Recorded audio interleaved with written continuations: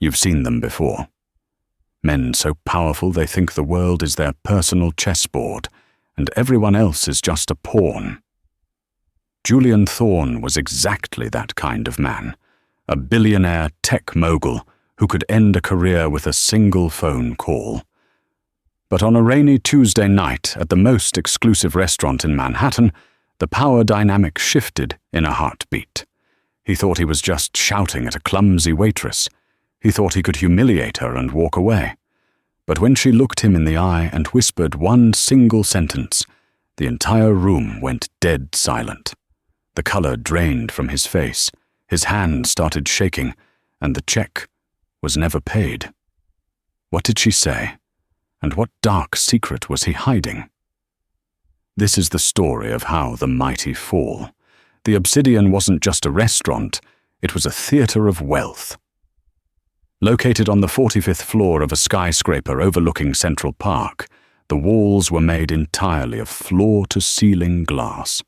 On a clear night, the city lights of New York looked like scattered diamonds below, but tonight, the rain was lashing against the windows, creating a blurry, distorted cage for the city's elite.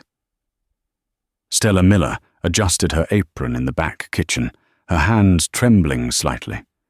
She wasn't trembling from the cold, but from exhaustion. She had worked a double shift at a diner in Queens before coming here for the dinner service.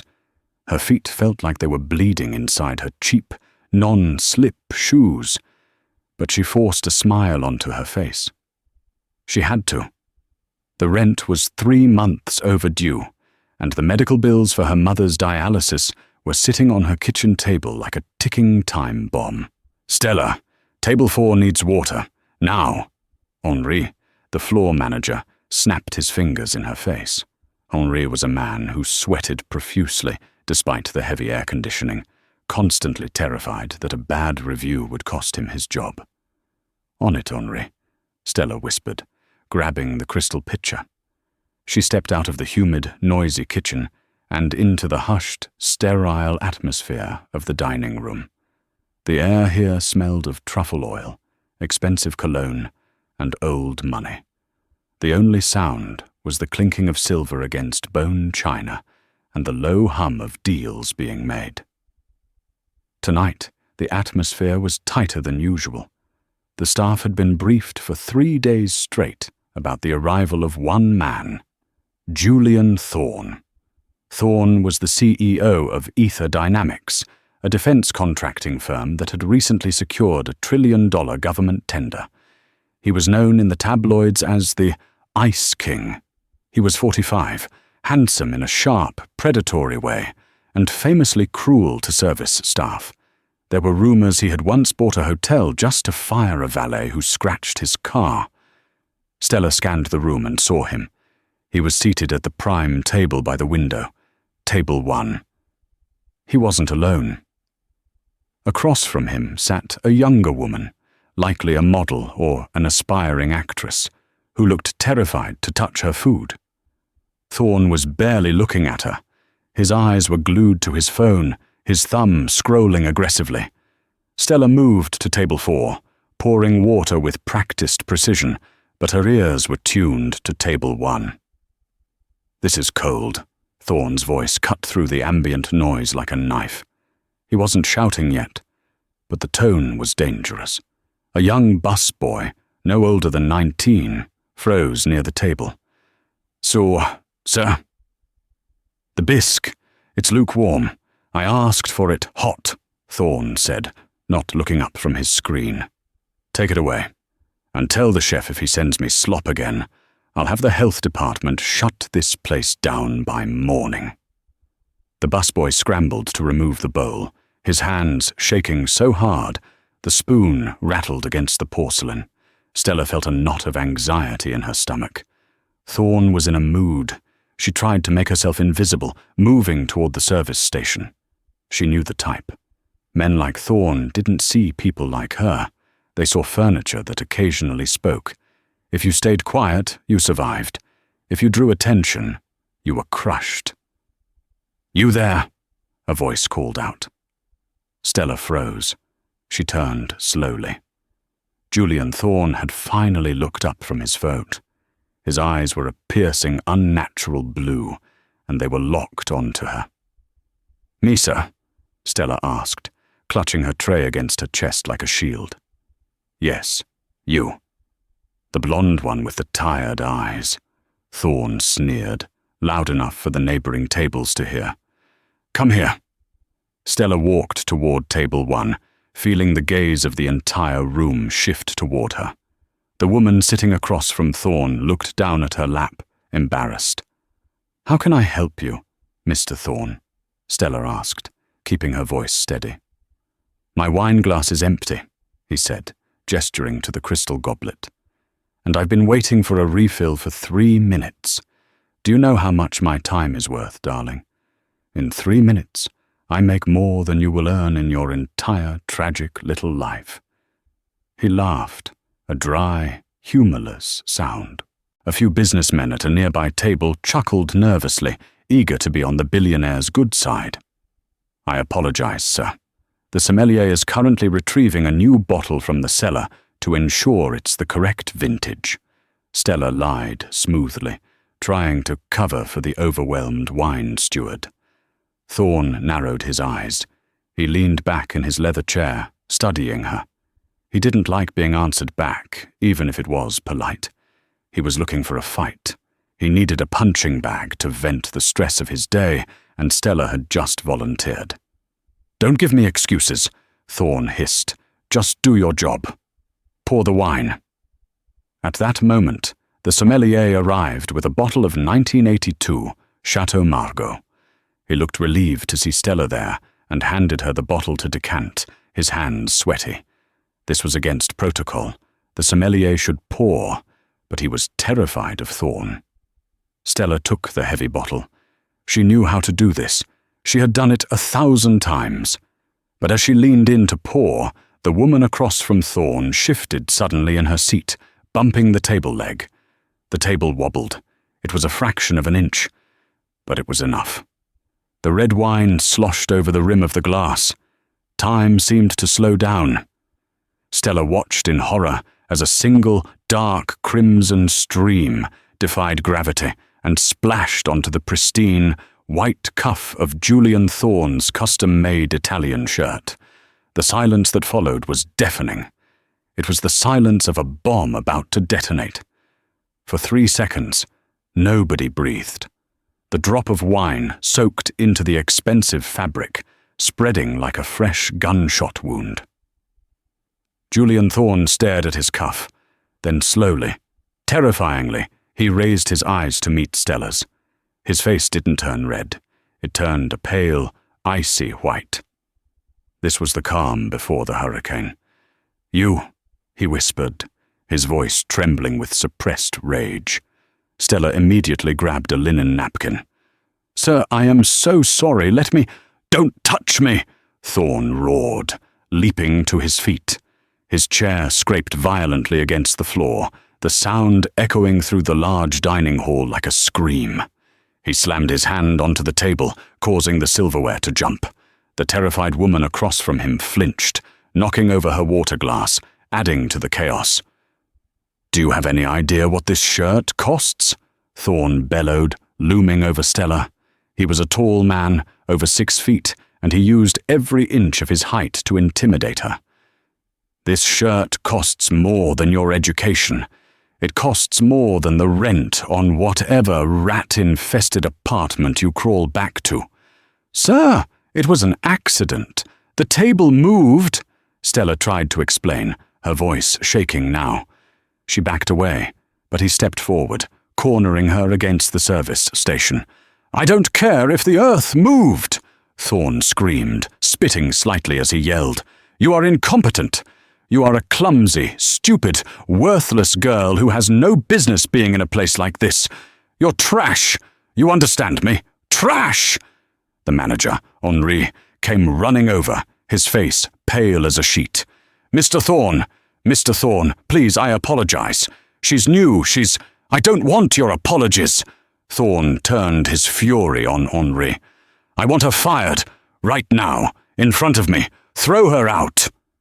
Henri looked at Stella, conflict in his eyes. He knew Stella was a good worker. He knew she needed this job. But he also knew that Julian Thorne could ruin the restaurant's reputation with a single tweet. "Stella," Henry whispered, I think you need to go." "No," Thorne interrupted, a cruel smile playing on his lips. "Not just go. I want her to beg first. I want her to understand her place." He turned back to Stella, his eyes gleaming with malice. He reached into his pocket and pulled out a thick money clip. He peeled off $100 bill and threw it on the floor at her feet. "Pick it up," he commanded. The restaurant was dead silent. Every diner, from the Wall Street bankers to the Broadway producers, was watching. Some looked horrified, others looked away in shame. But nobody stood up. Nobody intervened. They were all afraid of the king. "Pick it up," Thorne repeated, louder. "That's a tip. It's probably more money than you've seen all week. Pick it up, apologize for ruining my night, and get out of my sight." Stella looked down at the bill on the floor. Tears were stinging her eyes, blurring her vision. The humiliation burned her skin. She thought of her mother hooked up to the dialysis machine. She thought of the eviction notice. She slowly bent her knees. Thorne laughed. "That's it. Good girl. Know your place." As Stella reached for the bill, something changed. She saw the date on the floor. Not the date on the money, but the date on the discarded newspaper that had fallen from the neighboring table during the commotion. It was October 14th. A memory triggered in her mind. A sharp, jagged shard of the past that she had buried deep down for years. She froze, her fingers hovering inches from the money. She looked at Thorne's shoes. They were ox-blood leather loafers. Handmade. Distinctive. She looked at the ring on his pinky finger, a gold signet ring with a small black crest. The puzzle pieces slammed together in her mind with the force of a collision. The years of hiding, the years of running, the fear, it all crystallized into this one moment. She realized who he was. Not Julian Thorne, the billionaire, but who he really was. And more importantly, she realized that he didn't recognize her. Stella's hand stopped. She didn't pick up the money. Instead, she stood up. She stood up slowly, her posture changing. The slump of the exhausted waitress vanished. Her shoulders squared. She wiped the tear from her cheek, not with sadness but with resolve. Thorne's smile faltered. "What are you doing? I said pick it up." Stella looked him dead in the eye. The fear was gone. In its place was a cold, hard recognition that made her look 10 years older. "No," she said. Her voice wasn't loud, but it carried clearly across the silent room. "Excuse me?" Thorne stepped closer, his face turning red again. "Do you know who I am? I can destroy you.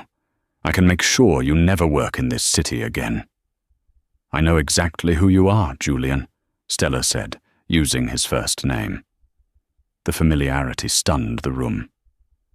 "But you don't know who I am," she continued, her voice dropping to a whisper that only he and the people at the closest tables could hear. "Because if you did, you wouldn't be worrying about a wine stain." Thorne scoffed, though he looked slightly unsettled. "You're nobody. You're a waitress." Stella took a step closer to him, invading his personal space. The billionaire flinched. She leaned in, her lips inches from his ear, and delivered the sentence. "I was the one who answered the phone at the Blue Heron Motel the night Alistair died."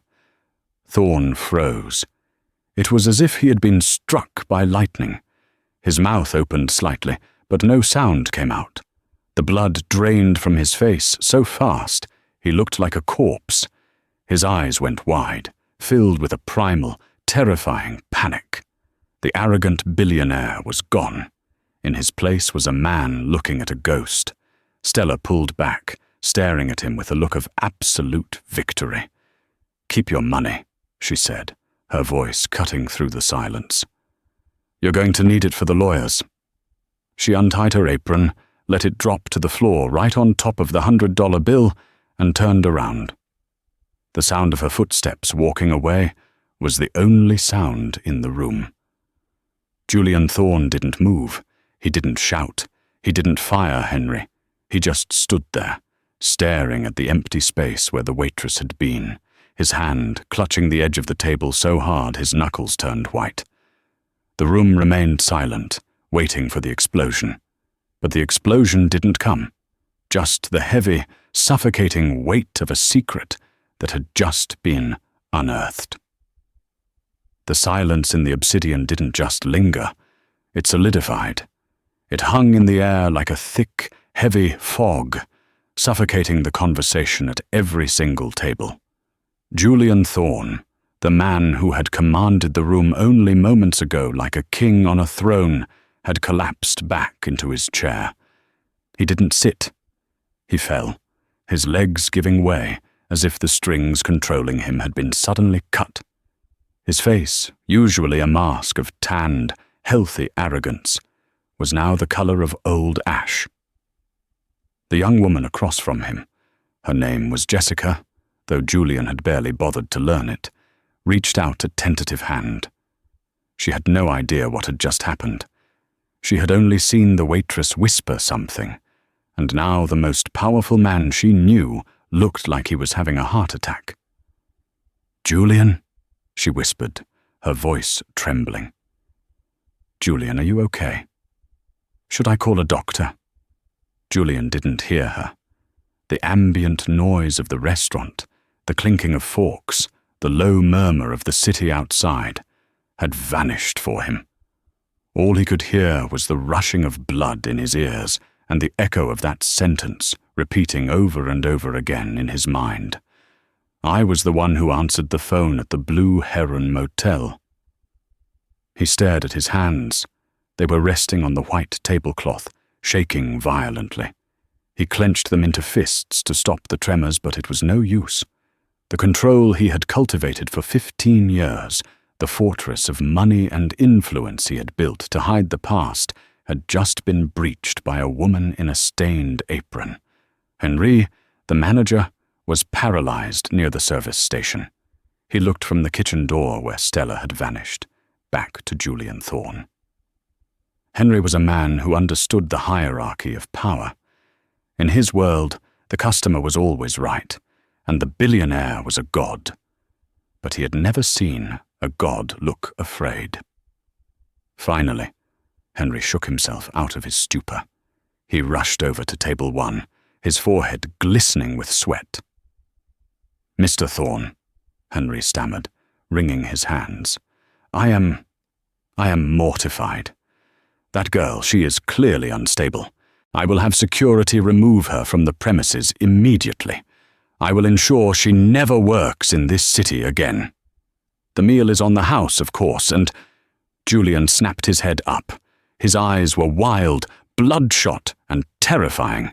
"Shut up," Julian rasped. It wasn't a shout this time. It was a desperate croak. "Sir? Where did she go?" Julian demanded, his voice gaining a frantic edge. He grabbed Henri's wrist, his grip painfully tight. "Where is the staff exit?" The staff exit is through the kitchen, down the freight elevator to the alleyway," Henry squeaked, terrified by the manic intensity in Julian's gaze. "But sir, you don't need to worry. I will handle her." Julian released Henri's wrist, as if it burned him. He stood up, knocking his chair over backward. He didn't care. He didn't care about the wine on his shirt, the stunned onlookers, or the crying woman at his table. "Stay here!" Julian barked at Jessica. "But I said stay here!" He turned and ran. Julian Thorne, the billionaire CEO, ran through the dining room of the Obsidian, pushing past a waiter carrying a tray of desserts, ignoring the gasps of the elite, and burst through the swinging double doors into the kitchen. Inside the kitchen, the chaos of the dinner rush came to a grinding halt. Chefs paused with pans mid-air. The dishwashers stopped scrubbing. Everyone stared at the intruder in the expensive suit who looked like he was being chased by a demon. "Where is she?" Julian screamed, scanning the room. "The blonde waitress! Where is she?" A terrified prep cook pointed toward the back corridor, leading to the locker rooms. Julian sprinted down the hallway, his Italian leather shoes slipping on the greasy tile floor. He reached the door marked "Women's Locker Room" and didn't hesitate. He slammed his fist against it. "Open this door!" he yelled. "Open it now!" There was no answer. He tried the handle. It was unlocked. He threw the door open, disregarding all decency. The room was small, lined with grey metal lockers and smelling of bleach and stale perfume. A wooden bench ran down the middle. On the bench sat a folded black apron and a name tag that read Stella. But the room was empty. Julian saw the service elevator indicator light at the far end of the hallway. The numbers were descending. 44, 43, 42. She was gone. Julian leaned against the metal lockers, his chest heaving as he gasped for air. He felt a wave of nausea wash over him. He wasn't angry that she had escaped. He was terrified of what she was going to do next. She knew. For 10 years he had believed that Night at the Blue Heron was a secret buried 6 feet under, along with the body of Alistair Vance. He thought he had paid off everyone who needed paying off. He thought he had scrubbed the timeline clean. But he had missed one person. The voice on the phone.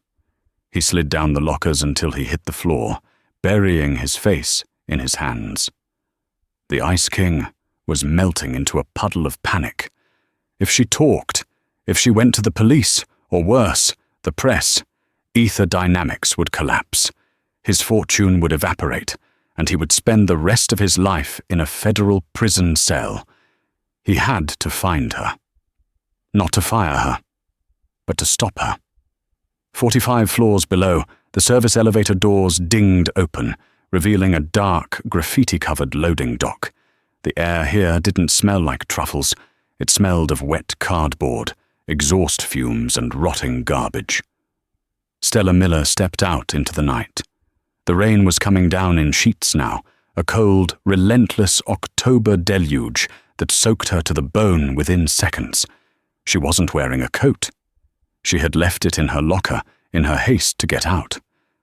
She was wearing only her thin white button-down shirt and black slacks, now clinging to her shivering frame. But the cold was good. The cold was grounding. It kept her from passing out. Her heart was hammering against her ribs like a trapped bird. Her hand shook so badly she could barely zip up her purse. "Why did I do that?" she screamed internally. Why? For a decade, she had been a ghost. She had changed her name from Emily Vance to Stella Miller. She had dyed her hair. She had moved from Chicago to Seattle to Austin, and finally to New York, never staying in one place for more than 2 years. She lived in the shadows, working cash jobs, paying bills with money orders, avoiding cameras and police officers. She had done everything right to stay hidden from the people who had killed her brother. And tonight, in a moment of pure, blinding pride, she had blown her cover.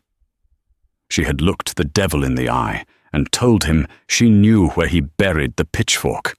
"Stupid," she hissed out loud, the wind snatching the word from her lips. "So stupid." She began to walk, fast. She didn't know where she was going, only that she had to get away from the building. She turned right, heading toward the subway station on 59th Street. She needed to get underground. She needed a crowd.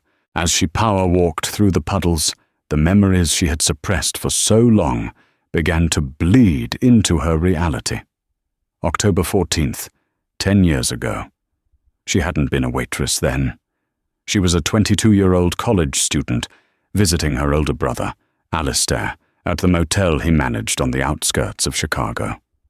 The Blue Heron. It was a dive, a place for truckers and people who didn't want to be found. Alistair had been nervous that night. He told her to stay in the back office, to lock the door. He said he was meeting an investor, a man who was going to change their lives.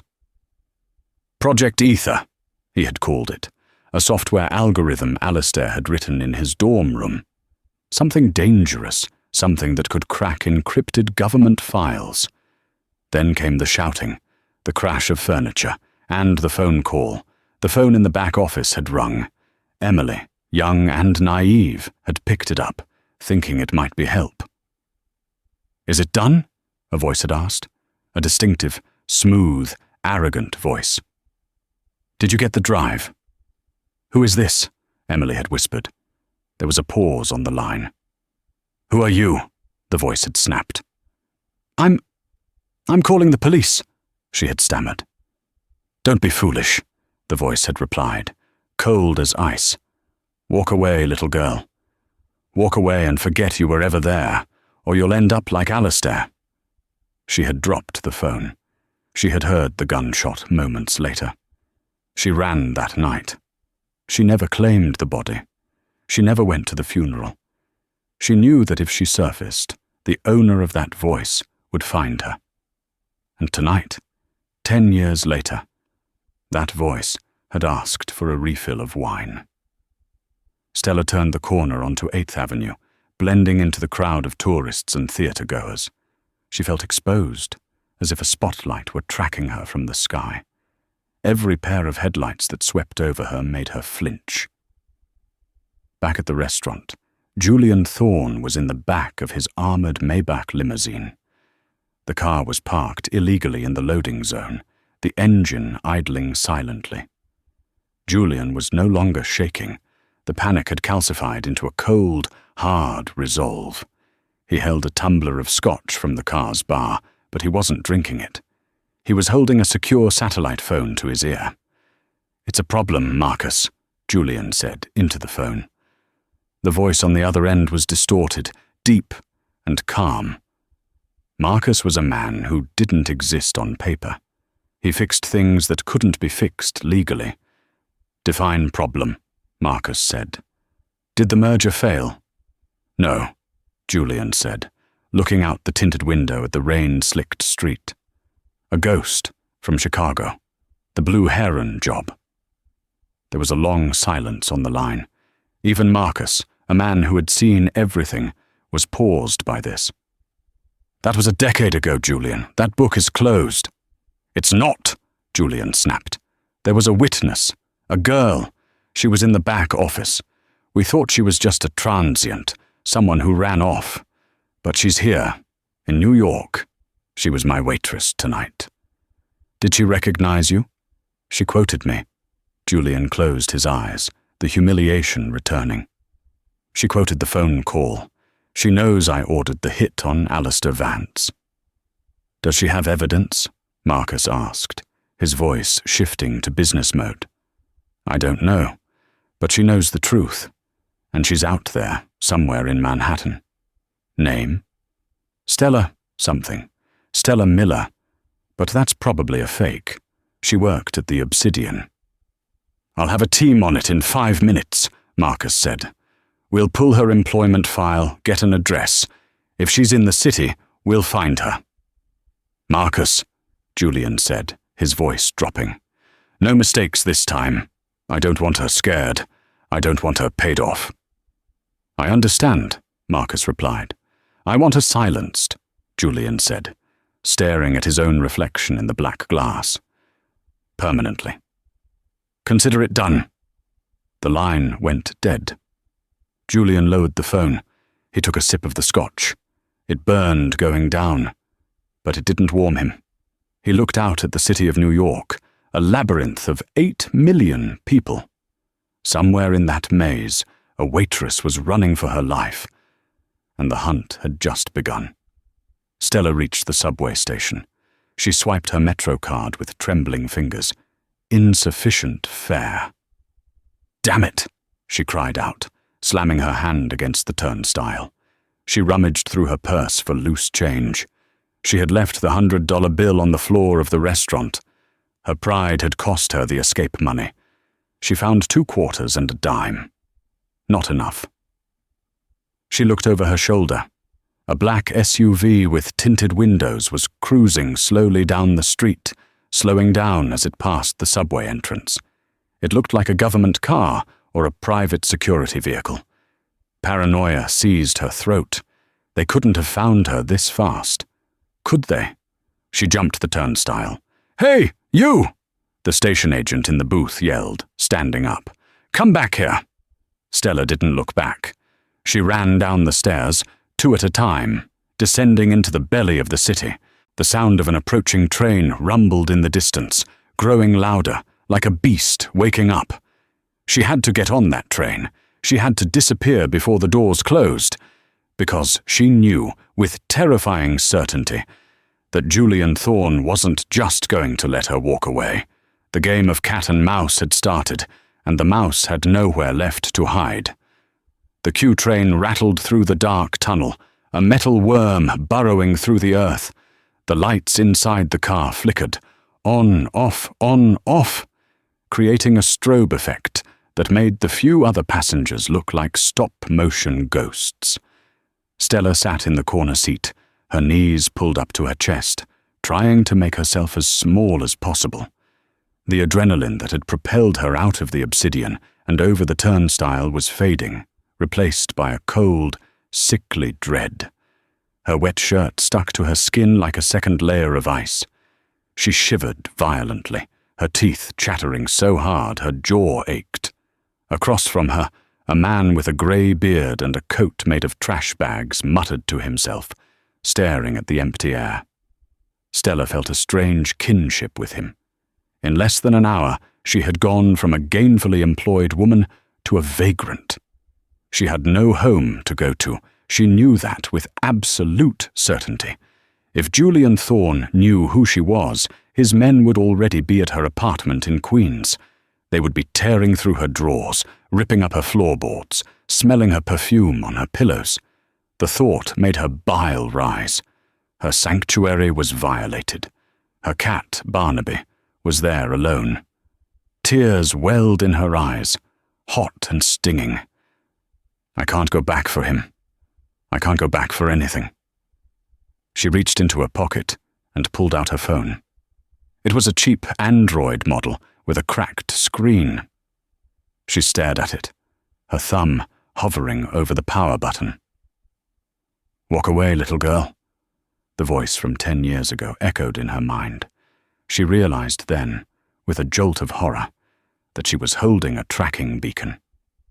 Julian Thorne owned Ether Dynamics. They built surveillance systems for the NSA. They specialized in geolocation algorithms. If he wanted to find her, he wouldn't need police dogs. He would just need her IMEI number. The phone vibrated. Stella gasped and nearly dropped it. The screen lit up. Unknown number. She stared at the ringing phone as if it were a venomous snake. It rang 3 times. 4. 5. The sound seemed to pierce through the rattle of the train, louder than anything else in the world. She didn't answer. The train began to slow as it approached the Canal Street station. The brakes screeched, a high-pitched metal scream. Stella stood up. She waited for the doors to hiss open. As soon as they did, she stepped onto the platform, but she didn't walk toward the exit. She walked to the edge of the platform, where the dark tracks lay exposed. She looked at the phone one last time. It had stopped ringing. A notification popped up. Fall's voicemail. She didn't listen to it. She wound her arm back and threw the phone as hard as she could into the darkness of the tunnel. It clattered against the 3rd rail, sparked once, and vanished into the gloom. She was off the grid, but she was also alone. Uptown, in a penthouse that cost more than the GDP of a small island nation, the atmosphere was sterile and silent. This wasn't Julian Thorne's home. It was his war room. Marcus, the man on the phone earlier, sat in front of a bank of 6 monitors. He didn't look like a thug. He looked like an actuary or a librarian. He wore a grey cardigan and wire-rimmed glasses. He was drinking herbal tea. She dropped off, Marcus said calmly. Julian Thorne was pacing behind him, still wearing his wine-stained shirt.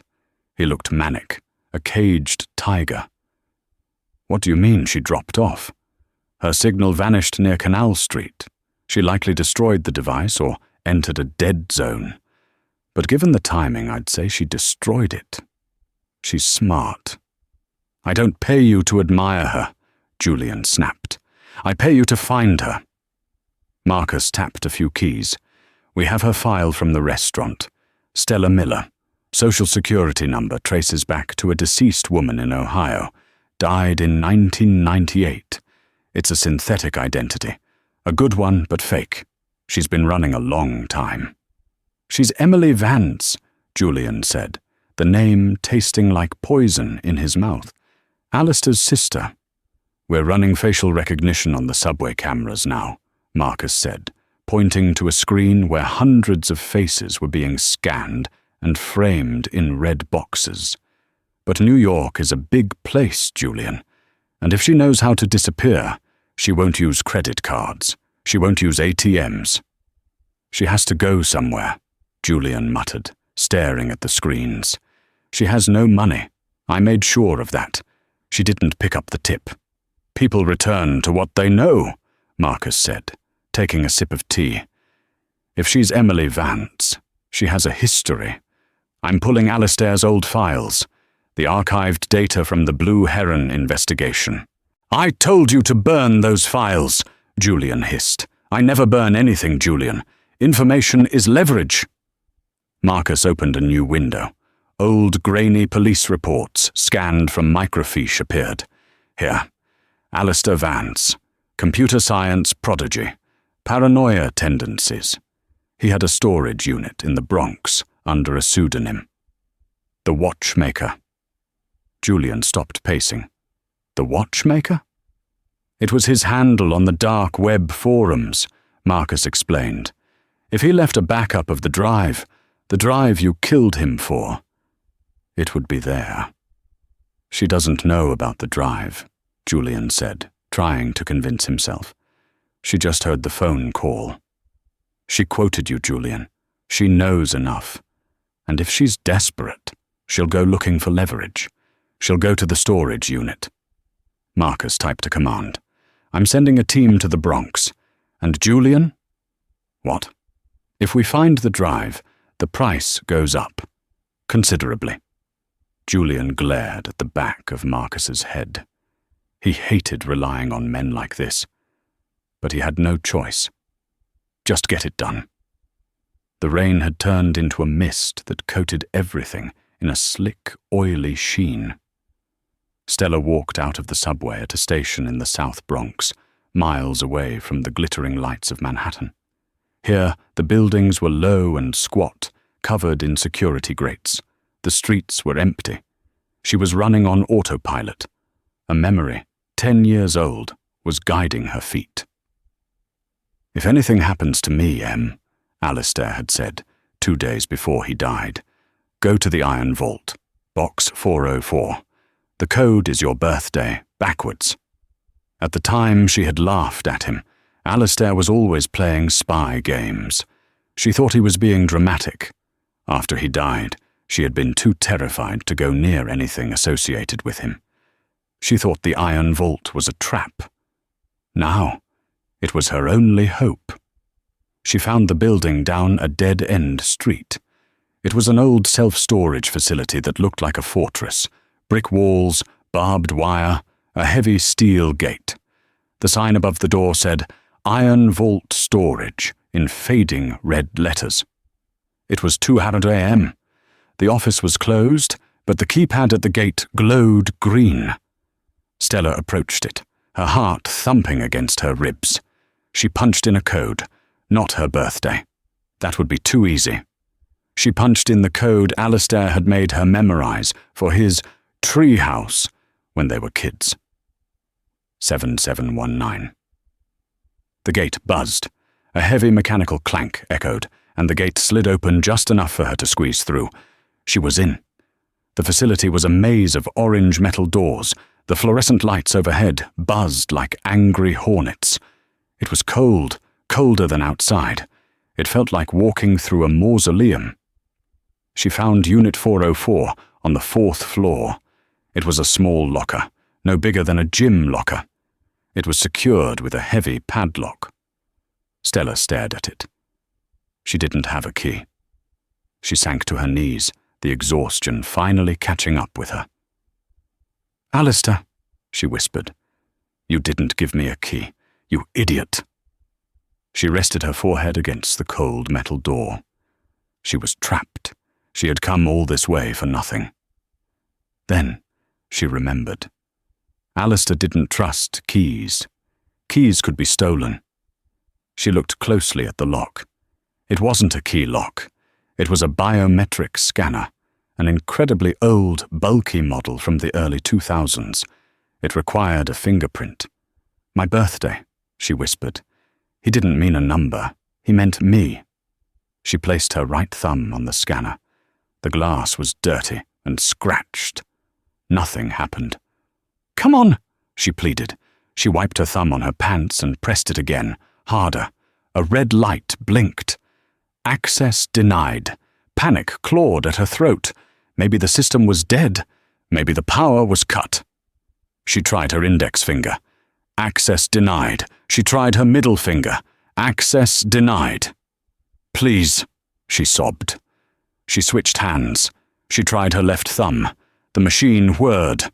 A green light flashed. Access granted. The heavy click of the lock disengaging sounded like a gunshot in the quiet hallway. Stella pulled the latch and swung the door open. Inside, the locker was mostly empty. There was a layer of dust thick enough to write in. Sitting in the center of the dusty shelf was a single object, a silver waterproof hard case, the kind used for expensive camera equipment. Stella reached out and took it. It was heavy. She sat on the concrete floor and popped the latches. Inside, cushioned in black foam, was a laptop. It was an old, bulky ThinkPad, thicker than a brick. Taped to the top of the laptop was a USB drive and a handwritten note. She unfolded the note. The paper was yellowed and brittle. If you're reading this, I messed up. I flew too close to the sun. The drive contains the source code for Project Ether.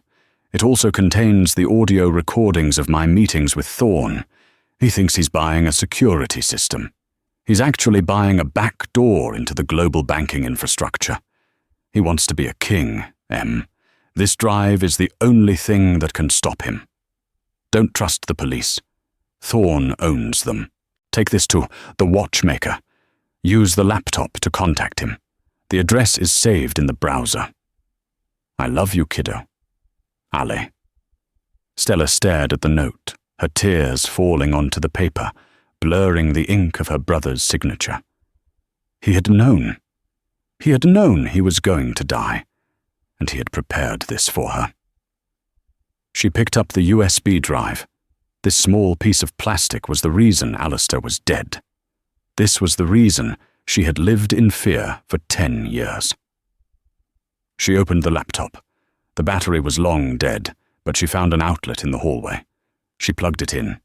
The screen flickered to life, showing a Linux command line. She didn't know how to code, but a window popped up automatically. It was a simple chat interface. Connecting to secure server. Connection established. User, Alistair Vance, Ghost. A cursor blinked.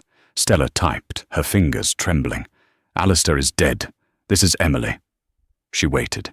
The silence of the storage facility pressed in on her. Suddenly, text appeared on the screen. Watchmaker. We have been waiting a long time, Emily. Watchmaker. Are you safe? Stella typed. No. Thorne knows I'm here. He knows I know. Watchmaker. Do you have the drive? Stella. Yes. Watchmaker. Upload the contents. We will trigger the kill switch. It will destroy ether dynamics from the inside. Thorne will be bankrupt by sunrise. Stella reached for the USB drive to plug it into the laptop. Screech! The sound of tires peeling out on the asphalt outside shattered the silence. Stella froze. She scrambled to her feet and ran to the small, barred window at the end of the hallway. She peered down into the alleyway below. 2 black SUVs had skidded to a halt in front of the gate. Men in tactical gear were pouring out, weapons drawn. They moved with silent, deadly precision. They weren't police. They were a hit squad. And leading them, stepping out of the rear vehicle, was a man in a grey cardigan and glasses. Marcus. He looked up, straight at the 4th-floor window. Even from this distance, Stella felt his gaze lock onto her. He tapped his earpiece and pointed up. They knew exactly which unit she was in. Stella ran back to the laptop. Watchmaker. Emily, are you uploading? Stella. They are here. Watchmaker. You have to run. If they get that drive, your brother died for nothing. Do not let them take it. Stella. I can't upload it. There's no time. Watchmaker. Then destroy it, or run. Stella looked at the heavy steel door of the stairwell. She could hear the rhythmic thud of boots hitting the stairs. Thud, thud, thud. They were coming up fast. She looked at the laptop, then at the USB drive in her hand. If she destroyed it, Thorne won. He would stay rich, powerful, and unpunished. But if they caught her with it, she was dead. She slammed the laptop shut, grabbed the hard case, and shoved the USB drive into her bra, against her skin. She wasn't going to destroy it. She was going to finish what Alistair started. She ran toward the fire escape at the back of the hallway. She kicked the bar, and the rusted door groaned open, spilling her out into the rainy night on a metal grate 4 stories up. Below her, in the alley, a guard was already looking up, raising his rifle. "Target acquired," the guard shouted. Stella didn't think. She climbed over the railing. The next building was a tenement, its roof about 8 feet away and 4 feet down. It was an impossible jump. The door behind her burst open. "Freeze!" a voice boomed. Stella leaped. For a second, she was flying over the alleyway, suspended in the rain and the dark. Then, she hit the wet tar of the neighboring roof. She tumbled, rolling hard, the gravel scraping the skin off her palms. Pain shot up her ankle, sharp and blinding. "She jumped!" the voice yelled from the storage facility. Stella scrambled to her feet, limping heavily. She couldn't stop. She hobbled across the roof, scanning for a way down. She was alive. She had the drive, but she was cornered on a rooftop in the Bronx, with a twisted ankle and an army of killers behind her. And the night was far from over. Stella dragged her injured leg across the gravel of the rooftop, her breath coming in jagged gasps. There was nowhere left to run. The adjacent building was too far, and the fire escape was rusted shut. She was trapped on a small maintenance platform, overlooking the chaotic streets of the Bronx.